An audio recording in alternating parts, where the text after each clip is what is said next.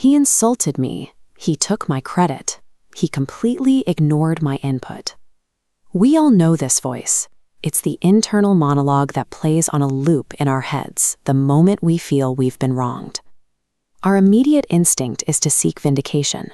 We vent to our friends, hoping they'll tell us we're right. But even when they do, the anger rarely dissipates. The resentment just compounds, burning hotter the longer we replay the script. To see why our modern instincts for handling conflict fail us so consistently, we can look at a 2,500-year-old behavioral case study recorded in this ancient text. The record details a surprisingly familiar scenario, a toxic, rapidly escalating workplace dispute that threatened to completely derail an entire monastic community.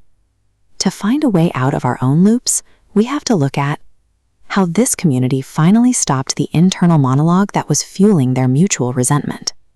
The setting was the Jetavana monastery in Savatthi.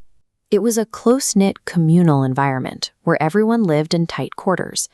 The dispute centered around a man named Thera Tissa. Tissa had a massive status mismatch. Chronologically, he was an old man, but vocationally, because he joined late in life, he was a very junior monk. This mismatch caused severe friction. Tissa happily posed as a senior monk, soaking up the respect and letting visiting monks do favors for him. Meanwhile, he flatly refused to perform any of the daily chores expected of someone with his actual rank. When the younger monks, who technically outranked him, rebuked him for his behavior, they quarreled.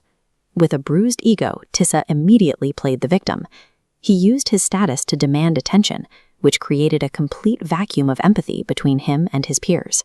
It was a collision course between his self-image and the reality of his position. The situation boiled over.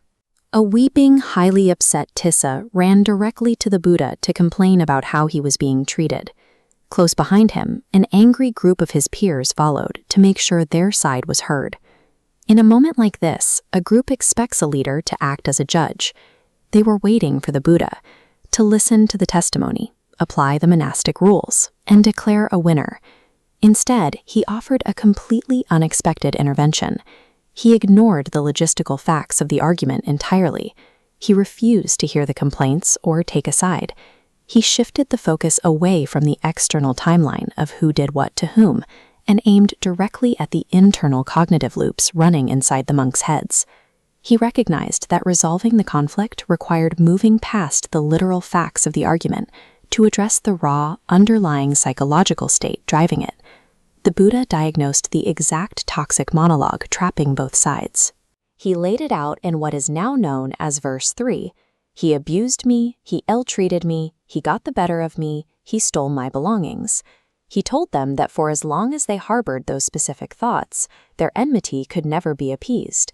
As long as they maintained the script of their own victimization, the anger would stay alive. He then offered the alternative in verse 4.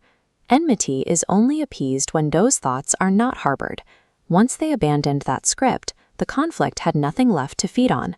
The records show as the Buddha finished speaking, 100,000 monks simultaneously dropped their grievances.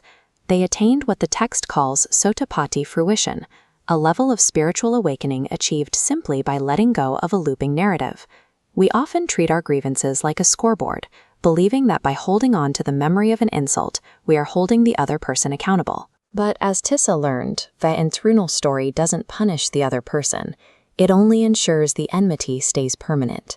The only way to truly stop a conflict is to stop the thoughts that sustain it.